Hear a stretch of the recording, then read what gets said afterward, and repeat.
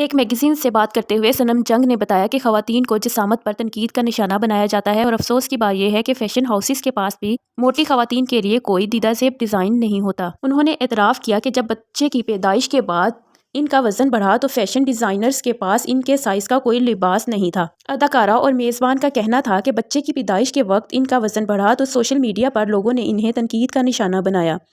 اور ان کی جسامت پر فکرے بھی کسے، جس کی وجہ سے ان کی ذہنی صحت پر مزید برا اثر پڑا۔ ہوسٹ کے مطابق اس وقت وہ پہلے ہی بچے کی پیدائش پر ڈپریشن کا شکار تھی اور لوگوں نے ان کی جسامت پر بھی باتیں کر کے انہیں مزید پریشان کیا۔ سنم جنگ نے بتایا کہ لوگوں کی تنقید کے بعد انہوں نے ٹی وی پر کام نہ کرنے کا عہد کر لیا تھا،